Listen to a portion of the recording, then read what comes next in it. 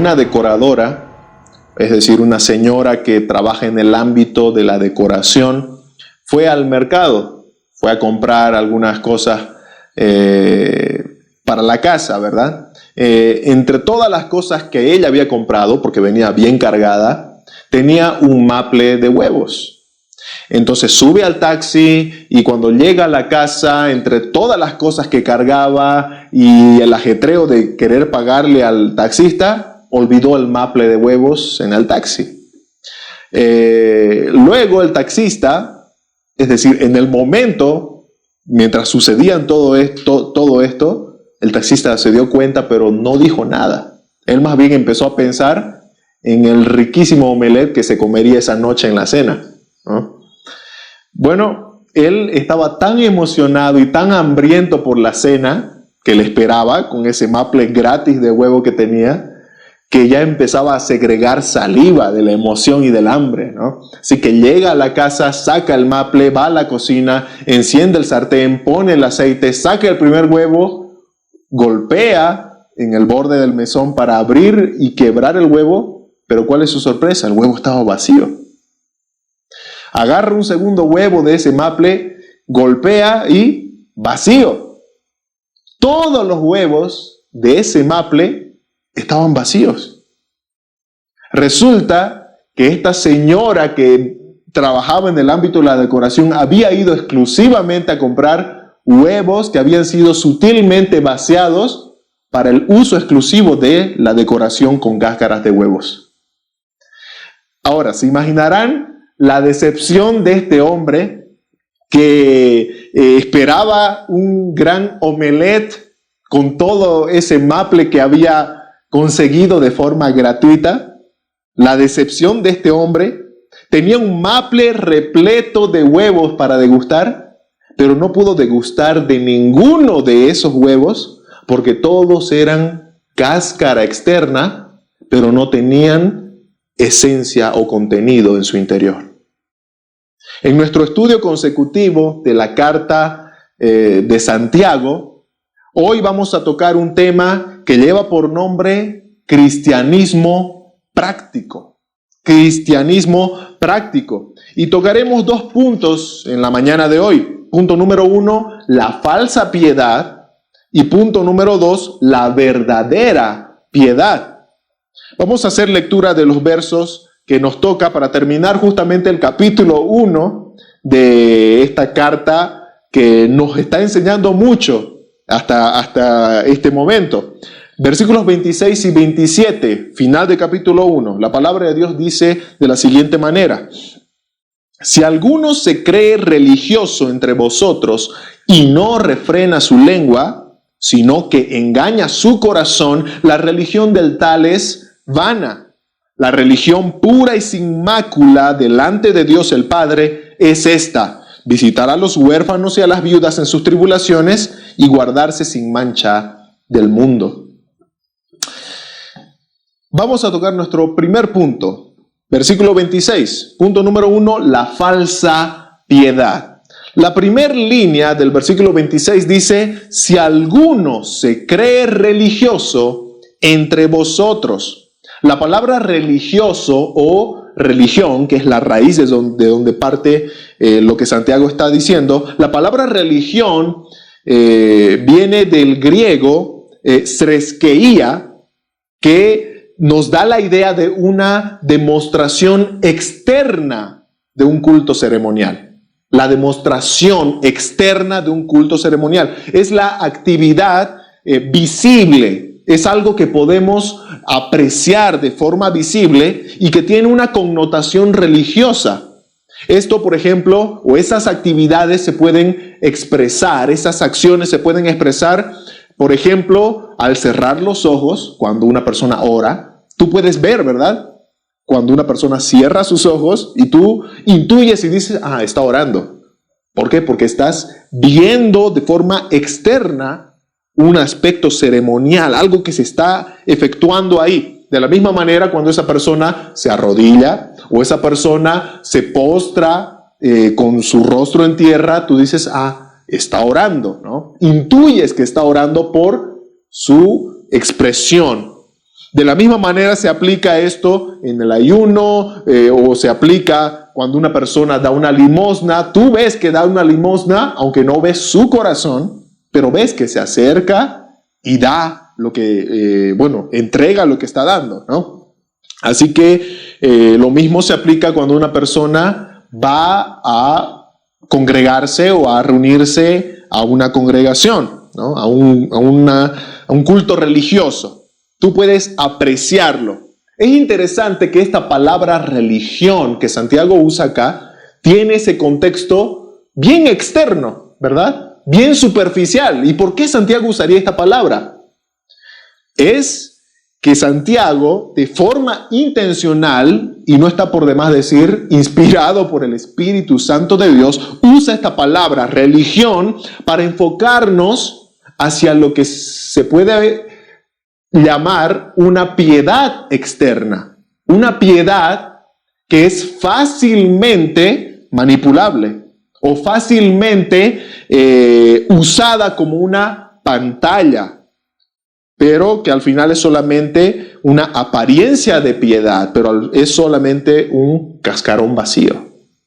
Es solamente un cascarón vacío.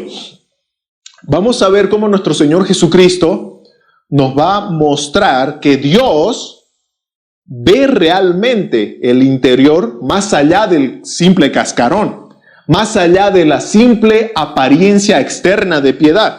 Vamos a ver en Lucas capítulo 18, versículos 9 al 14, esta parábola del fariseo y el publicano, muy conocida, pero cuán profundo es Jesucristo para enseñar lo que es realmente la verdadera piedad y la falsa piedad.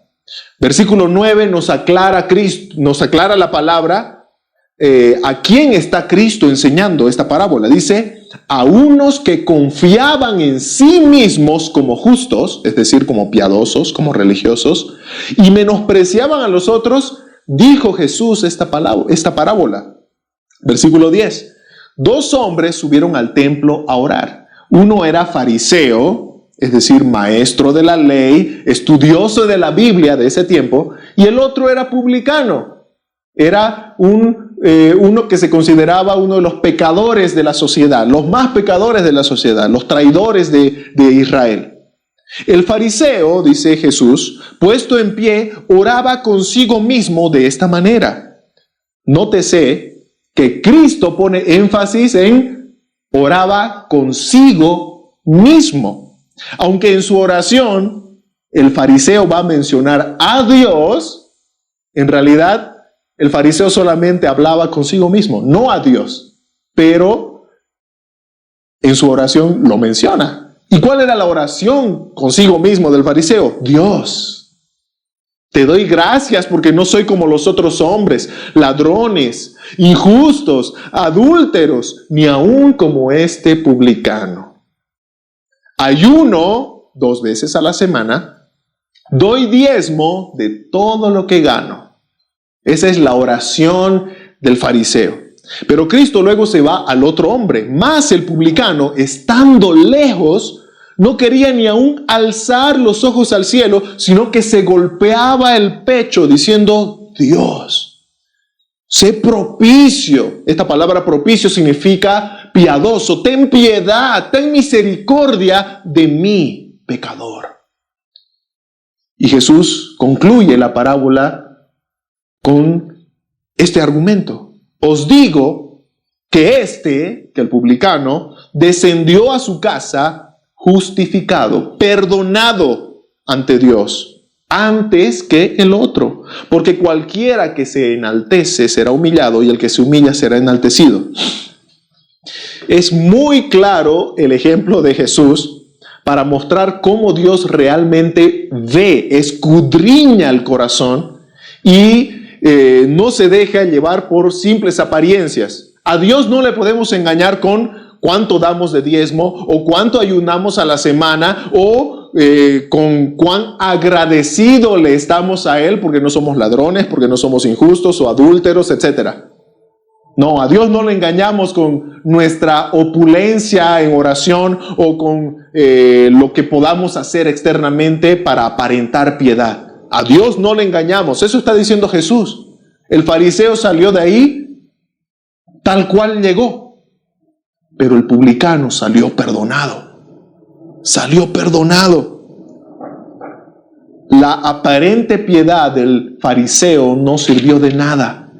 No sirvió de nada. ¿Cuánta gente hoy, y vamos a llevarlo a una aplicación pronta ahora, a nuestro tiempo, cuánta gente hoy usa las actividades religiosas, estas actividades externas, como una forma de aparentar piedad hacia los demás y hacia uno mismo?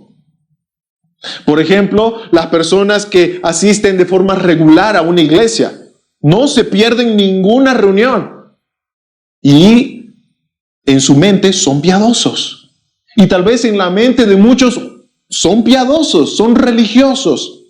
O cuando estás involucrado en las actividades de la congregación a la que vas, que tristemente, y tengo que subrayar esa palabra, tristemente, hoy muchas iglesias son solo eso, son activistas, pero muchos están involucrados en las actividades de estas iglesias y se creen religiosos por eso. Se creen piadosos porque están involucrados en las actividades que realizan. Tal vez eres maestro de escuela dominical, o tal vez eres el sonidista de esa congregación, o tal vez eres hasta el pastor. Y te crees religioso, te crees piadoso. Oras. Y ostentas cuánto tiempo pasas en oración o en la misma reunión de oración. Todos te ven cómo oras. ¿Cómo oras? Y te crees religioso o piadoso por eso. Hay que recalcar acá que hacer todas estas cosas no es pecado. No es pecado. Orar no es pecado. Que te arrodilles para orar no es pecado. Que cierres los ojos para orar no es pecado. Que vayas constantemente o que te congregues regularmente en la iglesia no es pecado. No estoy diciendo que eso sea pecado. Lo que estamos llevando a notar acá es que todas esas acciones que se muestran de forma externa no son la esencia de una verdadera piedad. Eso es lo que Santiago nos va a mostrar. Hay aspectos básicos, esenciales de una piedad verdadera. De tal manera que si tú haces todas estas cosas, las que he mencionado hace un momento, asistir regularmente a una iglesia, orar de pie, sentado, de rodillas, etcétera, o estar involucrado en las actividades de la iglesia, si tú haces todas esas cosas, pero no haces lo que es básico y esencial de una verdadera piedad, entonces solamente estás viviendo en hipocresía. Eres un impío, no un piadoso. Eres uno que está en rebeldía ante Dios. No es que eres temeroso de Dios. Eres un cascarón vacío. Como nuestro ejemplo, ¿verdad? Tristemente, que están como maples, repletos, llenos de cascarones vacíos. Están así como esos maples de ese pobre hombre, ¿verdad? Están repletos, pero de puro cascarón vacío. Personas que no tienen la esencia de Dios en ellos. No hay Espíritu Santo de Dios morando en ellos. Por ende, están muertos aún en sus delitos y pecados. Están bajo condenación. Y cualquiera puede decir, pero hermano, ¿por qué esas acusaciones? Estás juzgando. ¿Cómo es evidente esto? ¿Cómo te atreves a hacer ese tipo de comentarios? Bueno, en primer lugar, la exhortación no es un juicio pecaminoso. La exhortación más bien muestra un error con el propósito de encaminar al que está en el error. Así que aquí no estamos hablando de que cuando alguien muestra un error está juzgando pecaminosamente. Estamos haciendo un juicio, sí, pero un juicio para edificación. Eso es exhortación. Y no lo hacemos en ningún tono de odio o en un tono de pisotear al que está en el error, sino más bien de encaminarlo, como decíamos hace un momento. Así que permítanme dar estas palabras de exhortación con la autoridad que nos da la palabra de Dios, que nos da Dios mismo. ¿Cómo es evidente esto? Que tenemos templos enteros de cascarones vacíos. Porque es fácil darse cuenta que no hay fruto del Espíritu en la mayoría de las personas que asisten a esos lugares. No hay fruto del Espíritu. Sabemos que el Espíritu Santo es quien mora en el creyente y el Espíritu Santo se va expresando de a poco, de una u otra manera, nos va cambiando, nos va regenerando. Ya no debemos ser el mismo de antes si es que tenemos el Espíritu de Dios. De tal manera que en la vida de un cristiano tiene que hacerse evidente el amor, gozo, paz, paciencia, benignidad, bondad, fe, mansedumbre, templanza. Y si no hay ninguno de esos elementos que conforman el fruto total del Espíritu Santo, estamos viendo solamente cascarón vacío. El amor, por ejemplo. El amor. ¿Cuánta falta de verdadero amor hay hoy en el creyente o en el que profesa ser creyente en el siglo XXI? Porque estás involucrado en una congregación, porque estás yendo a todas sus reuniones y haces todas sus actividades, pero ¿qué dice el apóstol Pablo en 1 Corintios 13? Que si no hay amor, de nada sirve. Todo lo que hagamos de nada sirve si no hay amor. ¿Y cuál es el amor? Bueno, Pablo lo describe en 1 Corintios 13. Ese amor que es sufrido. Ese amor que no busca lo suyo propio, sino que da amor incondicional, no esperando recibir algo a cambio. Ese amor que hace, como dice el Señor Jesucristo, que perdones a tus enemigos. Y como le dijo al apóstol Pedro, Jesús le dijo al apóstol Pedro, tienes que perdonar no solo 7, sino 70 veces 7, dando a entender que tiene que ser un perdón ilimitado el que debe dar esta persona. Ese tipo de amor no se ve en las congregaciones. No se ve en las congregaciones. Y se dan cuenta que solamente estoy dando como ejemplo solamente uno de los tantos elementos que conforman el fruto del Espíritu. Así que es evidente que estamos hablando de que no hay vida en muchas de las personas que conforman, que son parte de una congregación cristiana y están engañándose a sí mismos. Vamos a seguir con nuestra lectura. Santiago dice, si alguno se cree religioso entre vosotros, es decir, hace muchas cosas externas que aparentan piedad y no refrena su lengua. Y no refrena su lengua. Santiago habla de la lengua ya desde el capítulo 1, ¿se dan cuenta? Aunque más adelante le va a dedicar un capítulo entero, el capítulo 3, todo el capítulo 3, al tema de la lengua. Santiago ya nos da un adelanto de la lengua en el capítulo 1. La pregunta es, ¿por qué? Si va a hablar de la lengua más adelante de forma más extensa, ¿por qué ahora toca el tema de la lengua? Bueno, el propósito general para hablar de la lengua en esta ocasión es que podamos apreciar que la piedad verdadera se muestra desde áreas íntimas, cotidianas, básicas de la vida del cristiano. Va más allá de algo manipulable como el asistir a una congregación constantemente o el orar con los brazos al cielo o formas que son fácilmente manipulables. Santiago nos muestra algo que expresa, con lo que nos expresamos en nuestra cotidianidad, nuestro hablar. Para empezar, algo básico, nuestro hablar. Y de esta manera nos vamos a enfocar un poquito en este principio. No vamos a profundizar, como decimos, eso vamos a profundizar tal cual Santiago lo hace en el capítulo 3, pero vamos a mencionar cómo el hablar de un cristiano expresa verdadera piedad. Es lo más básico que puede hacer. Lucas capítulo 6, versículo 43 al 45, Jesús habla a sus discípulos y a una gran multitud. Hay dos grupos. En Lucas 6, 17 nos muestra esos grupos. La gran multitud y los discípulos de Jesús, como el auditorio de Cristo. Y Jesús empieza a hablar en el 43 diciendo: no es buen árbol el que da malos frutos, ni árbol malo el que da buen fruto. Porque cada árbol se conoce por su fruto, pues no se cosechan higos de los espinos, ni de las zarzas se vendimian uvas.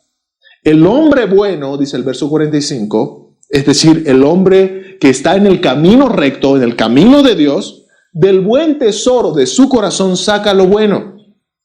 Y el hombre malo, es decir, el que está en rebeldía ante Dios, lejos del camino de Dios, el hombre malo, del mal tesoro de su corazón saca lo malo. Porque de la abundancia del corazón habla la boca.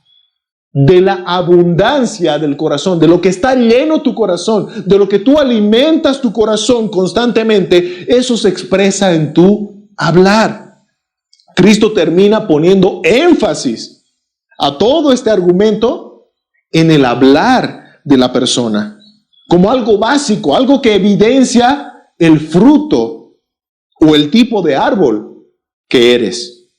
Árbol bueno o árbol malo. Nosotros sabemos que no somos como Dios, que escudriña el corazón y que ve el corazón. Pero Cristo, que es Dios, a la iglesia nos está dando, a sus discípulos, no se olviden, Jesús está hablando a los discípulos y a una gran multitud, pero a nosotros como sus discípulos nos está dando pautas básicas para poder discernir y reconocer entre los árboles buenos y árboles malos. Y eso está en el hablar. Proverbios capítulo 15, versículos 2 al 4 y luego versículos 7 al 8, nos va a hablar también de la lengua. Y dice: la lengua de los sabios adornará la sabiduría, mas la boca de los necios hablará sandeces, es decir, tonterías, cosas que no edifican, cosas que hacen tropezar. Esas son las sandeces. Y el proverbista empieza hablando bien claro de las diferencias entre el hablar del sabio y el hablar del necio. El hablar del sabio como un adorno a la sabiduría, más la boca, el hablar, la lengua del necio, simplemente habla sandeces, ¿no? Tonterías. Ahora, este versículo 3 rompe totalmente los esquemas de lo que el proverbista está hablando, aparentemente, ¿no? Pero lo hace con toda intención, inspirado por el Espíritu Santo. En un capítulo o en unos versos en donde el hablar es el tema, la boca, la lengua es el tema central del proverbista, en el versículo 3 menciona: los ojos de Jehová están en todo lugar, mirando a los malos y a los buenos. Pregunta: ¿por qué el proverbista no dice los oídos? ¿No es que acaso el Señor tiene que escuchar lo que dice la lengua del sabio o del necio? ¿Escuchar con los oídos? ¿Por qué dice los ojos de Jehová?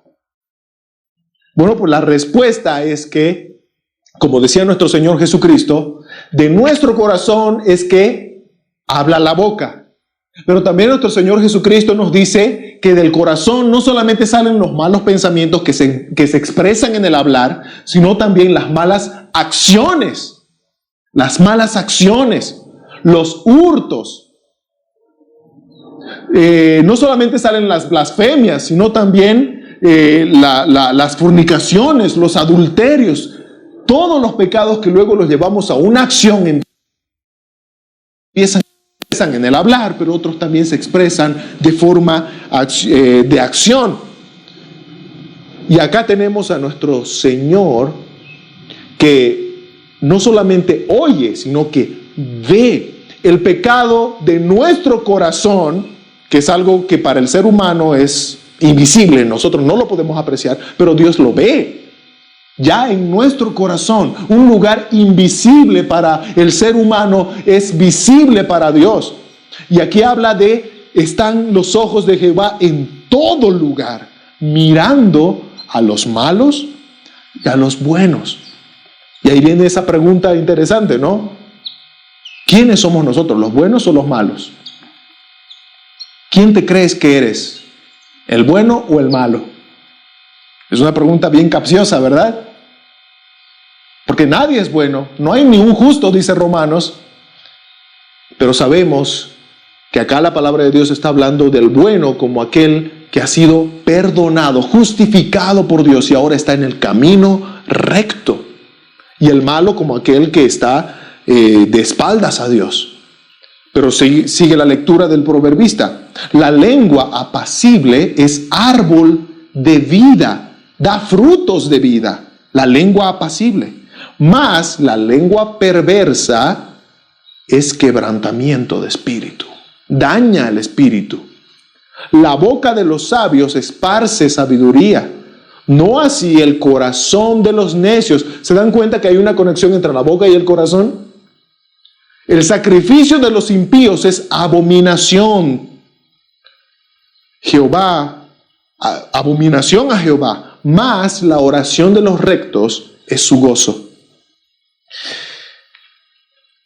Es claro que la forma de hablar del cristiano expresa lo que hay en su corazón también. Y Santiago está exhortando esto a la iglesia. ¿Qué es lo que llena nuestro corazón? ¿Cómo nosotros estamos mostrando esa verdadera piedad en nuestro hablar, en algo tan básico y tan cotidiano? ¿Cómo lo estamos expresando? ¿Cuáles son nuestras conversaciones diarias? ¿Cuáles son nuestras conversaciones diarias?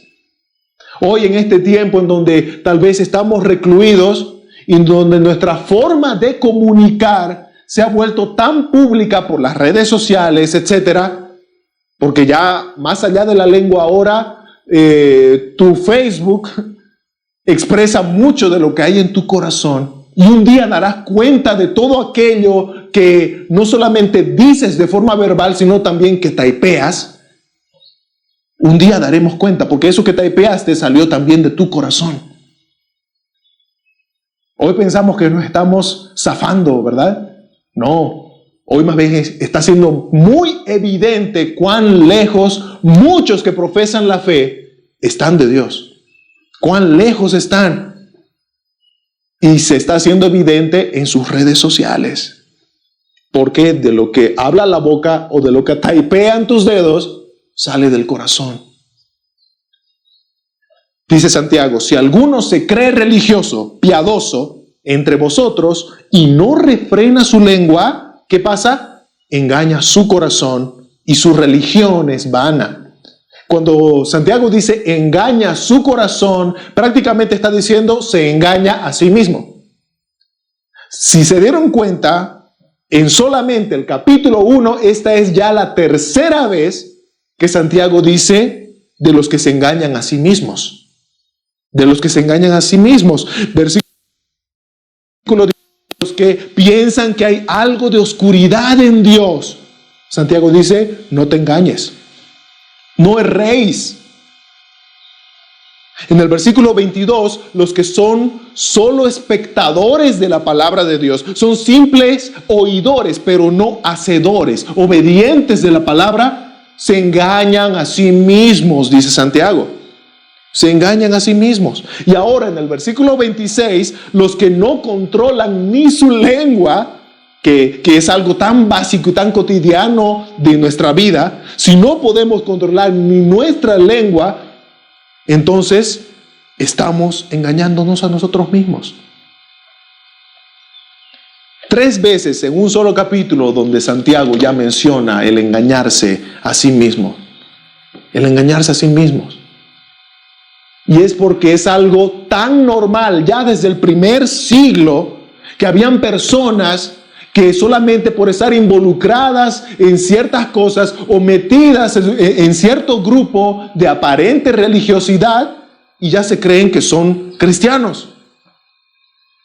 Piensan que son cristianos cuando no lo son. Piensan que son hijos de Dios cuando no lo son. Piensan que van de camino al cielo cuando en realidad van de camino al infierno. Piensan que están vivos cuando en realidad están muertos. Piensan que son ovejas cuando en realidad son solo cabras. Se están engañando, ¿verdad? Santiago es muy directo y fuerte en lo que les escribe a estos hermanos. No os engañéis. No os engañéis a vosotros mismos, no engañes a tu corazón con esa apariencia de piedad externa, de hacer una cosita y otra cosita, pero en las cosas básicas de verdadera piedad no muestras síntomas de vida. No hay pulso en ti cuando ves las cosas básicas que salen de tu corazón. Y así pasamos a nuestro punto número 2. La verdadera piedad. De por sí ya hemos tocado parte de nuestro punto número 2. Santiago ya al hablar de la lengua nos estaba mostrando solamente pautas básicas de una verdadera piedad. Pero ahora va a mostrarnos algo más práctico. Más práctico. Versículo 27 dice: la religión, la piedad pura y sin mácula, sin mancha, delante de Dios el Padre es esta: visitar a los huérfanos y a las viudas en sus tribulaciones y guardarse sin mancha del mal. La religión, la piedad pura y sin mancha. Habíamos visto que el simple hablar del cristiano debe manifestar verdadera piedad. Desde lo más íntimo de la cotidianidad de la vida del creyente debemos irradiar piedad. Esa debe ser nuestra manera de vivir. Una piadosa manera de vivir. Tito, o Pablo le escribe a Tito en el capítulo 2, verso 11 al 12, diciendo: porque la gracia de Dios se ha manifestado para salvación a todos los hombres, enseñándonos. ¿Qué cosa? Esa salvación que salva también, o esa palabra que salva, también nos enseña, nos instruye. ¿Y qué nos enseña? Que debemos renunciar a la impiedad, a los deseos mundanos, para vivir en este siglo, en este tiempo, sobria, justa y piadosamente. Piadosamente, la palabra nos instruye a vivir piadosamente. Esta palabra piedad viene de la raíz griega eusebos, que nos da la idea de una forma reverente de vivir. Una buena manera de vivir delante de Dios.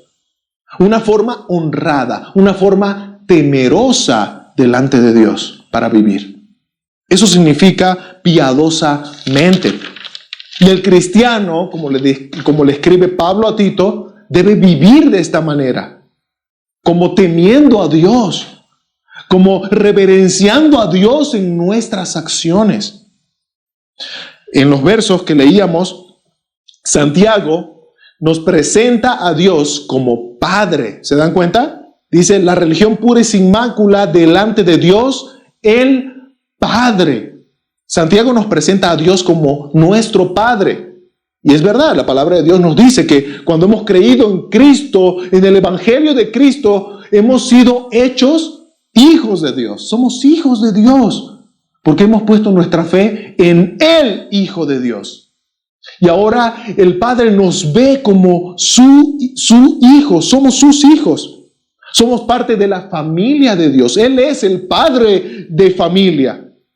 Y cuando nosotros vemos el ejemplo terrenal de una familia bíblica, tenemos que aclarar, una familia bíblica, podemos ver algunos aspectos que nos dan una idea de lo que es el rol de un padre de familia. El padre de familia ama a su familia, no es déspota, no es duro con su familia, los ama y muestra ese amor de diversas maneras, desde las formas más tiernas hasta tal vez la disciplina, pero muestra que ama a su familia.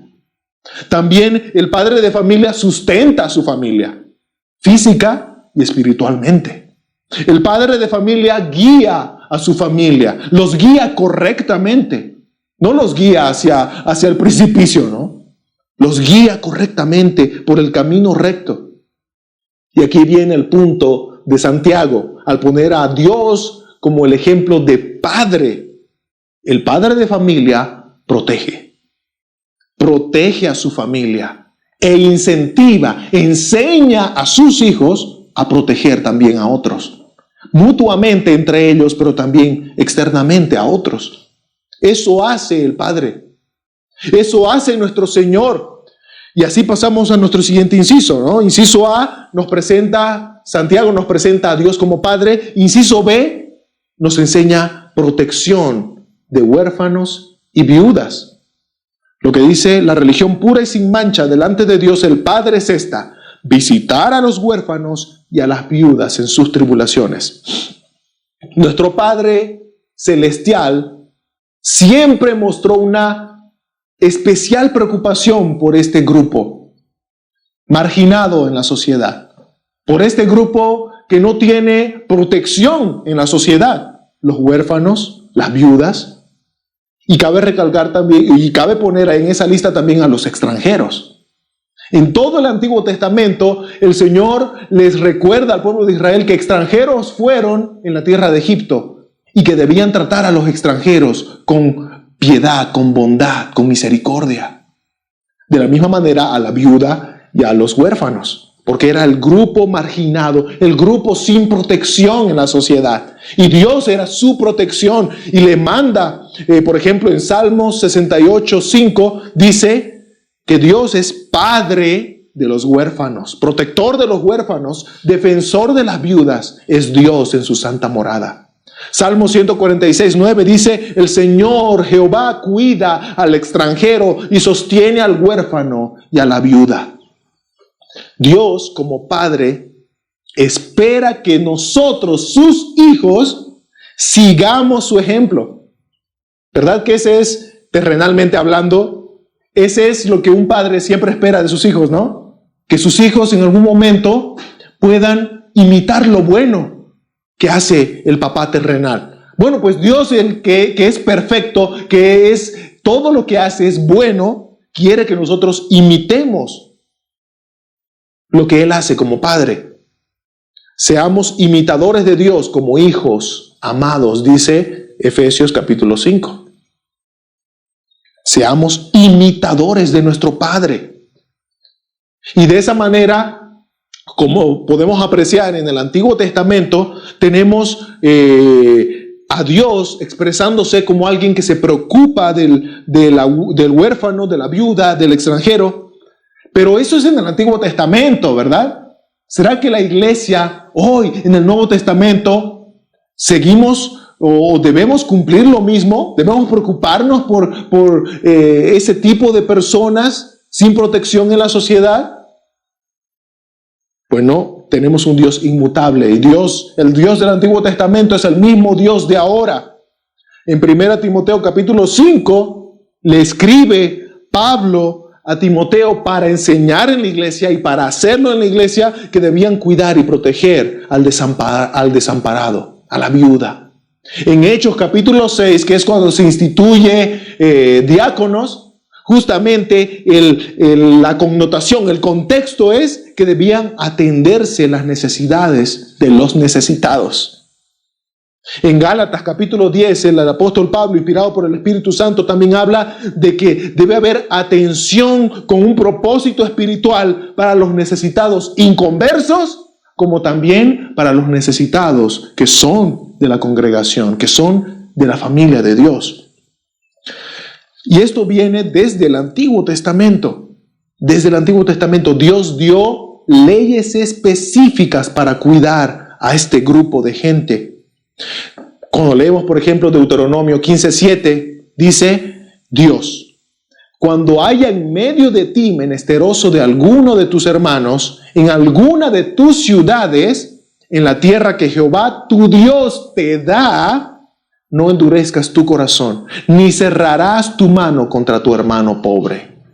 De la misma manera, en Levítico capítulo 19, versos 9 y 10, el Señor da leyes específicas para alimentación de estos grupos. Cuando ciegues, le dice Dios a Israel, cuando ciegues la mies de tu tierra, no cegarás hasta el último rincón de ella, ni espigarás tu tierra cegada, y no rebuscarás tu viña, ni recogerás el fruto caído de tu viña. Para el pobre y para el extranjero lo dejarás.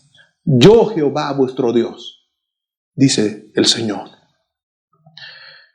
Es tan claro el amor, la bondad, la misericordia que Dios tiene para con estas personas que no tienen protección y que por la sociedad normalmente están desamparadas y que no tienen cómo retribuir al que les da, cómo devolverle al que les ayuda. Ahí Dios está diciendo a su pueblo que ayudar a estas personas es una muestra de verdadero amor. Porque vas a ayudar sabiendo que no vas a recibir lo que estás dando. Vas a ayudar sabiendo que ellos no pueden pagarte. El huérfano no puede pagarte lo que le estás dando. La viuda tampoco. El extranjero está fuera de su ciudad. Y como siempre le repitió Dios a su pueblo Israel en el Antiguo Testamento, que extranjero fuisteis en la tierra de Egipto. Trata bien al extranjero. Ahora, aclaración. Aquí hay que aclarar algo muy importante. La iglesia, el pueblo de Dios, no es una ONG. Es decir, no es una organización de ayuda social. No, la iglesia no es una ONG. No tratemos de cambiar el propósito que Dios le ha dado a la iglesia, al pueblo de Dios. Nosotros no podemos sustituir la predicación del evangelio que nosotros, como dice el apóstol Pedro, en su primer carta, ¿no? Nosotros debemos anunciar de aquel que nos llamó de las tinieblas a la luz, anunciar, proclamar, predicar de Dios, predicar de Cristo, el perdón de los pecados para los pecadores, por medio de la sola fe en Él. Eso debe hacer la iglesia.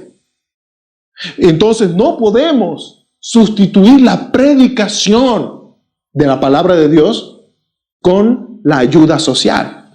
Tristemente hay muchos que ahora creen que cristianismo o propósito de la iglesia es mostrar ese amor material, pero sin predicar el evangelio. Sin predicar el evangelio. ¿Sabes qué? Cuando hacemos eso, cuando reemplazamos la predicación por la ayuda social, muchas personas con alimentación, con abrigo y con techo sobre su cabeza se están yendo al infierno. Con un estómago lleno, pero yéndose al infierno. ¿Por qué? Porque están aún bajo la condenación por sus pecados. Necesitan el evangelio. Así que acá estamos hablando de que tiene que haber un sabio, un santo equilibrio entre la predicación del evangelio y también la ayuda que debemos darle.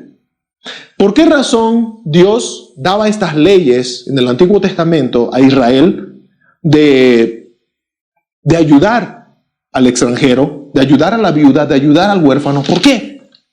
No era solamente porque, pobrecitos las viudas, pobrecitos los huérfanos, pobres los extranjeros. No, no era una ayuda simple y externa. Tiene un propósito de fondo y es espiritual. Dios puso a Israel en ese tiempo como una nación que debía dar a conocer del Dios verdadero a las demás naciones. Debían dar a conocer del Dios verdadero a las demás naciones. Del amor de ese Dios verdadero, de la bondad, de la misericordia, de la justicia, de la santidad, de la soberanía de ese Dios verdadero. El pueblo de Dios desde el Antiguo Testamento debía cumplir esa función. Y no cambia el día de hoy. Debemos hacer lo mismo. Por eso debemos tener un santo equilibrio entre lo que predicamos, que es la palabra viva, la palabra de vida, y la vida en la que nosotros nos expresamos. En el Nuevo Testamento, nuestro Señor Jesucristo, en Juan capítulo 6, verso 26, verso 35 y verso 40, les enseña o empieza a hablar luego de que ha alimentado a más de 5,000 personas, y estas personas, luego de haber recibido y haber visto ese milagro, empezaron a seguir a Jesús. Pero ¿qué les dice Jesús cuando estas personas lo encuentran? Respondiendo, Jesús les dijo: de cierto os digo que me buscáis, no porque habéis visto las señales, sino porque comisteis el pan y os saciasteis. Jesús les dijo, dice el verso 35, yo soy el pan de vida. El que a mí viene nunca tendrá hambre, y el que en mí cree no tendrá sed jamás. Verso 40, y esta es la voluntad del que me ha enviado, que todo aquel que vea al Hijo y cree en Él tenga vida eterna, y yo le resucitaré en el día postrero.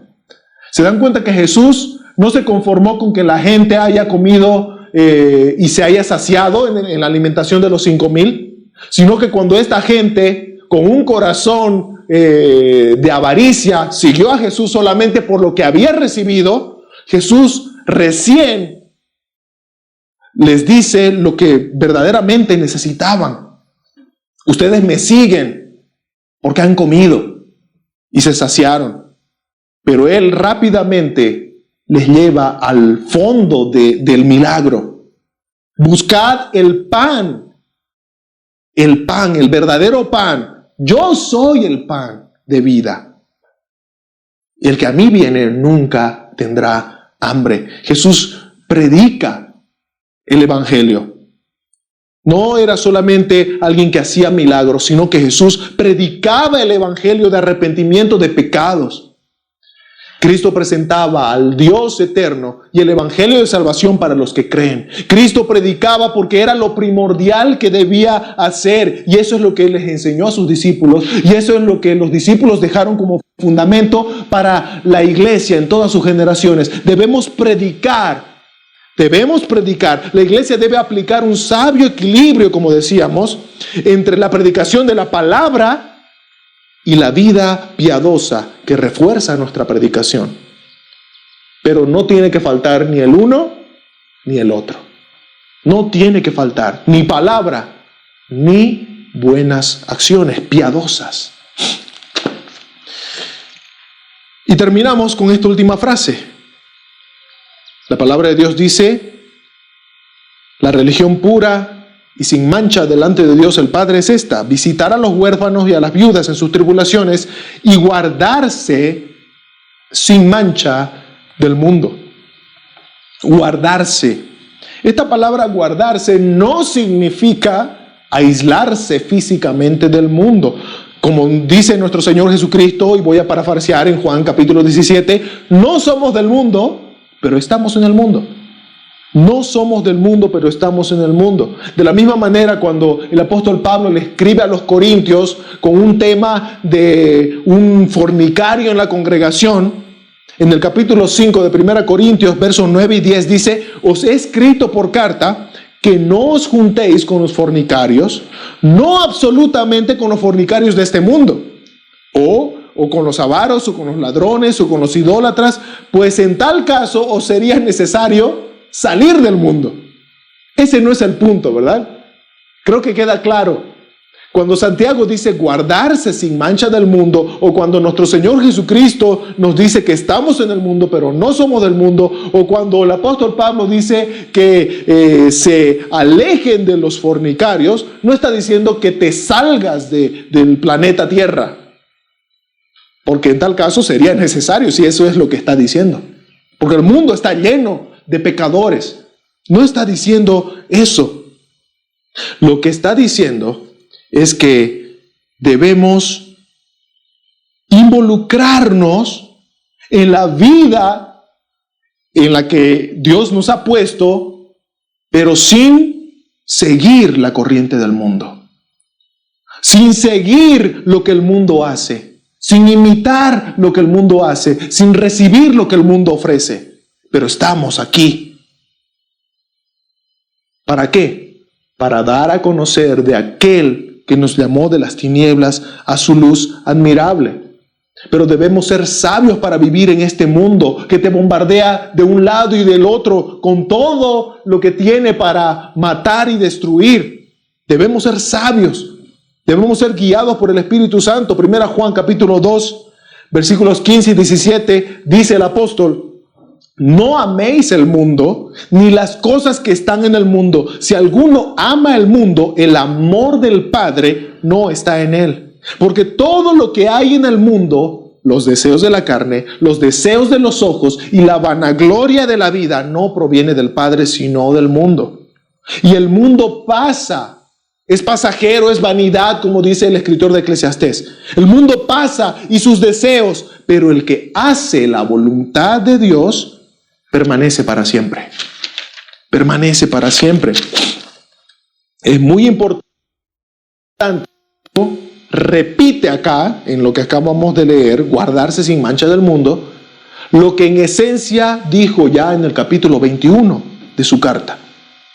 Capítulo 1, versículo 21, perdón. ¿Qué dijo Santiago? Dice: por lo cual, desechando toda inmundicia y abundancia de malicia. Desechando. El cristiano debe resistir a lo que el mundo le ofrece, debe votar lo que el mundo le ofrece. Satanás te va a bombardear con sus dardos de un lado y del otro, buscando que tropieces, que caigas. Pero Santiago usa este formato de la repetición como algo que le da énfasis a algo muy, muy importante que el escritor quiere que guardemos en nuestro corazón. Desecha el pecado. Despójate del pecado. No te manches con el pecado, con todo lo que el mundo ofrece, porque es pecaminoso. Conclusiones. Y tenemos solamente 2 conclusiones. Número 1. Y en tono de pregunta tendré que decir: ¿te estás engañando a ti mismo? ¿Te estás engañando a ti mismo? ¿Eres un cascarón vacío que aparenta piedad, pero que no hay muestra de vida que solo Dios, el Dios vivo y verdadero, da a los que creen en Cristo? ¿Te estás engañando? ¿Estás aún muerto en tus delitos y pecados? ¿Crees que eres cristiano cuando en realidad no lo eres? ¿Hay fruto del Espíritu en tu vida? Desde lo más cotidiano, desde tu hablar hasta las acciones que muestran verdadera piedad en tu vida. Como decíamos hace un momento, las publicaciones. Hoy en día, en nuestro contexto con la pandemia, todo es por las redes sociales, ¿verdad? ¿Qué es lo que publicas por las redes sociales? ¿Muestra fruto del Espíritu a través de lo que publicas? ¿O simplemente muestras que estás vacío? Número 2. ¿Estamos imitando a nuestro Padre Celestial? Dios es nuestro Padre si hemos creído en Jesús. Pero ¿estás imitando a tu Padre, al Padre de esa familia que te ha adoptado con tanto amor? ¿Estás imitando a ese Padre que es bueno con los huérfanos, que es bondadoso, misericordioso con las viudas, con los extranjeros? ¿Estás imitando el amor de ese Padre piadoso, justo, santo? Estamos llevando un santo y sabio equilibrio entre la predicación de la palabra de vida y una vida piadosa conforme a la palabra. ¿Lo estamos haciendo? ¿O simplemente nos hemos convertido en simples ayudadores de la sociedad? Que hoy en nuestro tiempo hay muchas de esas organizaciones, pero que no cumplen un fin eterno. La iglesia tiene un propósito eterno y ofrece vida eterna a través del único que da vida eterna, que es Cristo. No desviemos nuestra mirada del propósito con el cual Dios instituyó su iglesia. No desviemos nuestra mirada del propósito con el que el dueño de la iglesia levantó su iglesia. Y es que anunciemos a todos, anunciemos de aquel que nos rescató de las tinieblas a su luz admirable. Vamos a orar.